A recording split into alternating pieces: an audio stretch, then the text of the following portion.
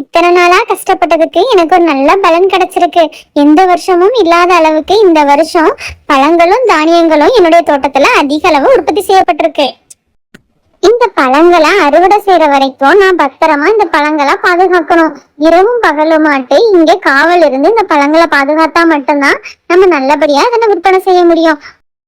இந்த வருஷம் பழங்களும் காய்கறிகளும் அதிக அளவு கிடைச்சிருக்குன்னு சொல்லிட்டு இந்த சோனுக்குருவி ரொம்ப சந்தோஷமா தன்னுடைய வீட்டுக்கு போச்சு.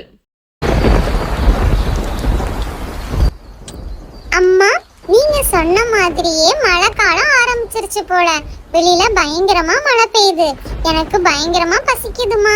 நம்ம தோட்டத்துல போய் எனக்கு பிடிச்ச பழங்கள் எல்லாத்துலயும் ஒவ்வொன்றும் எடுத்துட்டு வாங்கம்மா. அதை சாப்பிடணும் போல தோணுதுமா. சரிடா தங்கம், நான் நம்ம தோட்டத்துக்கு போய் உனக்கு பிடிச்ச பழங்கள் எல்லாத்துலயும் ஒவ்வொன்றும் எடுத்துட்டு வரேன். அது வரைக்கும் நீ பத்திரமா இரு. சோனுக்குருவி தன்னுடைய குழந்தைக்கு தேவையான பழங்கள் எடுக்கிறதுக்கு தோட்டத்து பக்கம் போச்சு. சோனுக்குருவி தன்னுடைய குழந்தைக்கு பிடிச்ச பழங்களா பார்த்து தேடி தேடி பறிச்சுக்கிட்டு இருந்தது. சோனுக்குருவி பழங்கள் பறிச்சிட்டு இருக்க சமயத்துல அந்த இடத்துக்கு காலுக்காக வந்துச்சு. சோனுக்குருவி, எனக்கு ஒரு உதவி பண்ண முடியுமா? என்கிட்ட அப்படி என்ன கேட்க போறீங்க? பழங்களை கடனுக்கு கேட்பீங்க, வாங்கிட்டு போய் காசும் தர மாட்டீங்க. அதுக்கப்புறம் என்கிட்ட எப்ப பழம் வாங்கினேன்னு சொல்லி என்கிட்டயே திருப்பி கேட்பீங்க. நான்லாம் உங்களுக்கு எந்த ஒரு பழங்களும் கடனாக தரமாட்டேன். தயவு செஞ்சு என்கிட்ட வந்து நிக்காதீங்க. சோனா, இந்த காட்டிலேயே நீதான் ரொம்ப இறக்க குணமுள்ள பறவை. அது மட்டும் இல்ல, உன்கிட்ட வந்து எது கேட்டாலும் கிடையாதுன்னு யாருக்கும் சொல்ல மாட்டேன். தயவு செஞ்சு என்னுடைய குழந்தைங்களும் என்னுடைய மனைவியும் ரொம்ப பசியா இருக்கிறாங்க. எனக்கு கொஞ்சமாச்சு பழங்கள் கொடு. நான் இந்த காசை உனக்கு 2 வாரம் கழிச்சு கண்டிப்பா கொடுத்துடுறேன். எப்பவும் கஷ்டப்பட்டு உழைச்சி சாப்பிடுங்க, அப்பதான் உங்க உடம்புல ஒட்டும். நான் குழந்தைக்குன்னு சொல்றதுனால ஒரே ஒரு வாழைப்பழத்தை வேணா உங்களுக்கு கொடுக்குறேன். அந்த வாழைப்பழத்துக்கு நீங்க காசு எதுவும் கொடுக்க வேணாம். தயவு செஞ்சு மறுபடியும் என்கிட்ட வராதீங்க. சோனுக்குருவி கூடையிலிருந்து ஒரு வாழைப்பழத்தை எடுத்து அந்த காலுக்காகத்துக்கிட்ட கொடுத்துக்கிட்டு அந்த பழக்கூடையை எடுத்துட்டு தன்னோட வீட்டுக்கு பறந்து போச்சு. காலுக்காக ரொம்ப சோகமா மழையில நனைஞ்சுக்கிட்டே, இந்த ஒரு வாழைப்பழத்தை நான் யாருக்கு கொடுப்பேன்? என்னுடைய மனைவிக்கா, குழந்தைக்கா, இல்ல நான் சாப்பிட்றதா அப்படின்னு சொல்லிட்டு ரொம்ப வருத்தமா பறந்து போச்சு. என்ன காலுக்காகவே பழங்கள் கொஞ்சம் வாங்கிட்டு வர சொன்னா நீங்க ஒரே ஒரு வாழைப்பழத்தை மட்டும் வாங்கிட்டு வந்திருக்கீங்க. இந்த ஒரு வாழைப்பழத்தை வச்சு நம்ம எப்படி சாப்பிடுறது? லூலு, நீ ரொம்ப அசால்ட்டா பேசிட்ட. இந்த சோனுக்குருவி கிட்ட இருந்து இந்த ஒத்த வாழைப்பழத்தை வாங்குறதுக்கு நான் பட்ட பாடு எனக்கு தான் தெரியும். இது ஒரு வாழைப்பழத்தை கொடுக்கறதுக்கு எனக்கு ஊர்ல இல்லாத பாடத்தெல்லாம் சொல்லி கொடுத்து அதுக்கப்புறம் தான் இந்த வாழைப்பழத்தை எனக்கு கொடுத்துச்சு. சோனுக்குருவியுடைய தோட்டத்துல நிறைய பழங்களும் காய்கறிகளும் விளைஞ்சிருக்கு. அதை பார்க்கவே எனக்கு ரொம்ப ஆசையா இருந்துச்சு தெரியுமா? இந்த சோனுக்குருவி ரொம்ப பாவம்னு நினைச்சோம். ஆனா இந்த சோனுக்குருவி நம்ம கிட்டயே பழங்களும் காய்கறிகளும் தரமாட்டேன்னு சொல்லிருக்கு. அதனால கண்டிப்பா இதுக்கு ஒரு பாடத்தை கத்துக் கொடுக்கணும். காலுக்காகவே வெளியே பயங்கரமா மழை பெய்யுது. இந்த சமயத்தை பயன்படுத்தி அந்த சோனுக்குருவியுடைய தோட்டத்துல நிறைய பழங்களும் காய்கறிகளும் விளைஞ்சிருக்குன்னு சொன்னீங்க இல்லையா? அதனால இரவு நேரத்துல போய் அவ்வளவு பழங்களையும் காய்கறிகளையும் நம்ம வீட்டுக்கு எடுத்துட்டு வந்துடலாம். அதுக்கப்புறம் நமக்கு இந்த மழை காலத்துல தேவையான உணவும் தானியங்களும் நமக்கு கிடைக்கும்.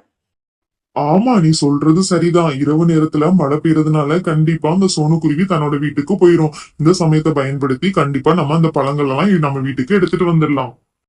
இரவு நேரத்தை பயன்படுத்தி இந்த 2 காகங்களும் சோனுக்குருவியுடைய தோட்டத்துக்கு போனாங்க.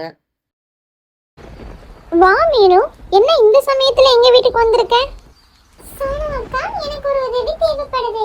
எங்க அம்மா ஊர்ல இருந்து வந்திருக்காங்க. அவங்களுக்கு மாம்பழம் தேவைப்படுது. நான் வாங்குறதுக்கு தான் உங்க வீட்டுக்கு வந்தேன். ஐயோ, இப்போதைக்கு வீட்டுல எந்த ஒரு மாம்பழமும் இல்ல.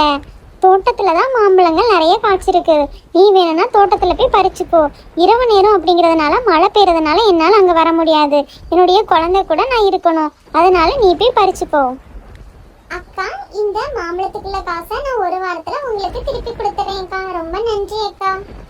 இந்த மீனுக்குருவி சோனுக்குருவியுடைய தோட்டத்துல மாம்பழங்கள் பறிக்கிறதுக்காக போயிருந்துச்சு. மீனுக்குருவி தனக்கு தேவையான 2 மாம்பழத்தை மட்டும் பறிச்சுக்கிட்டு மறுபடியும் மழையில நனைஞ்சுக்கிட்டே தன்னோட வீட்டுக்கு போயிருச்சு. மறுநாள் காலையில ஆச்சு. மழை விட்டதுனால சோனுக்குருவி காலையில மறுபடியும் தன்னோட தோட்டத்துக்கு வந்துச்சு. ஐயோ, இது என்ன? என்னுடைய தோட்டத்துல எவ்வளவு பழங்களும் காய்கறிகளும் விளைஞ்சிருந்துச்சு. இப்ப எதையுமே காணுமே. நான் என்ன பண்ணுவேன்? எங்க போய் தேடுவேன்? என்னுடைய பழங்கள் எல்லாம் யார் திருடிட்டு போனது? இரவு நேரத்துல மீனுக்குருவி தான் நம்ம தோட்டத்துக்கு வந்தது. அவ திருடி இருப்பாளோ? அவ அந்த மாதிரி எல்லாம் செய்யறவளே கிடையாது. இருந்தாலும் அவ வீட்டு பக்கமே பாத்துட்டு வந்துடலாம். மீனு, இரவு நேரத்துல நீ தான் என் தோட்டத்து பக்கம் போயிருந்த. ஆனா காலையில நான் இப்ப போய் பார்த்தா அங்க பழங்கள் எதுவுமே இல்ல. எனக்கு ரொம்ப பயமா இருக்கு. என்னுடைய பழங்கள்லாம் எடுத்தனா எனக்கு கொடுத்துரு திரும்ப. சோனு அக்கா, நான் உங்க தோட்டத்துல இருந்து ரெண்டு மாம்பழம் மட்டும் தான் பறிச்சிட்டு வந்தேன். ஒரு மாம்பழத்தை எங்க அம்மா கிட்ட கொடுத்துட்டேன். இன்னொரு மாம்பழம் என்கிட்ட இருக்குது. அவ்வளவுதான்க்கா, வேற எதையும் நான் எடுக்கவே இல்ல. அப்பனா இந்த 2 காகங்கள் தான் எடுத்திருக்கணும். போய் அவங்க வீட்டுல போய் பாக்குறேன். காலுக்காகவே மழை காலத்துக்கு தேவையான பழங்கள் எல்லாம் நமக்கு கிடைச்சிருச்சு. இந்த பழங்களை வச்சு நம்ம 6 மாசமா சாப்பிடலாம். இனிமே நம்ம இற தேடுறதுக்கு வெளியே போகணும்னு அவசியமே இல்ல. ஆமா நூனு, சரியா சொன்ன. காலுக்காகத்தோட வீட்டுக்கு சோனுக்குருவி வந்துச்சு. காலுக்காகவே கதவை தர. என்னுடைய பழங்கள் எல்லாம் நீங்க தான் எடுத்துட்டு வந்துட்டீங்களா? கதவை தரங்க. அதெல்லாம் எதுவும் திறக்க முடியாது. உனக்கு இப்ப என்ன வேணும்? எதுக்கு எங்க வீட்டுக்கு வந்திருக்க? லூலு, என்னுடைய தோட்டத்துல உள்ள பழங்கள் எல்லாம் காணாம போயிருச்சு. அதை நீங்க தான் எடுத்திருக்கீங்கன்னு நினைக்கிறேன். அதனாலதான் கதவை திறக்க மாட்டேங்கிறீங்க. தயவு செஞ்சு கதவை திறங்க. என்னுடைய பழங்களை என்கிட்ட திருப்பி கொடுங்க. நீ இங்க இருந்து போக போறியா இல்லையா? நான் உன் வீட்டுக்கு வந்து உன்னுடைய குழந்தையோட கழுத்தை திருக்கி கொள்ள போறேன். உன்னுடைய பழம் முக்கியமா இல்ல உன்னுடைய குழந்தை முக்கியமா? லூலுக்காக அப்படி சொன்னதும் சோனுக்குருவி தன்னுடைய குழந்தை ஏதாவது பண்ணிருவாங்கன்னு சொல்லிட்டு பயத்துல அங்க இருந்து பறந்து போயிருச்சு. நூலுக்காகமே காத்துல நம்ம வீடு வர பயங்கரமா ஆடுது. ஆமா காலுக்காகமே, வீடு வர ஆடிக்கிட்டே இருக்குது. வெளியில வர பயங்கரமா மழை பெய்யுது. 2 நாட்கள் தொடர்ந்து மழை பெஞ்சதுனாலயும் இந்த காகங்களுடைய வீட்டுல நிறைய பழக்குடைகளை வச்சதுனால வெயிட் தாங்க முடியாம வீடு விரிசல் விட ஆரம்பிச்சது. காகங்களுடைய வீடு மழையில நனைஞ்சதுனால கொஞ்சமா விரிசல் விட ஆரம்பிச்சு அப்படியே மொத்தமா கீழே விழுந்து சரிஞ்சது.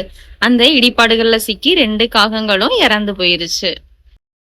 இந்த சத்தத்தை கேட்டு காட்டுல இருக்கிற மற்ற பறவைகளும் வந்து பார்த்தாங்க. இந்த காகங்கள் இறந்து போனதையும் அவங்க வீட்டுல இருந்த நிறைய பழங்களையும் கவனிச்சாங்க. இந்த ஸ்டோரியில இருந்து நமக்கு என்ன தெரியுது? பேராசை பெருநஷ்டம். இந்த ஸ்டோரி பிடிச்சிருந்தா லைக் அண்ட் சப்ஸ்கிரைப் பண்ணிக்கோங்க. பாய் குட்டீஸ், பாய்.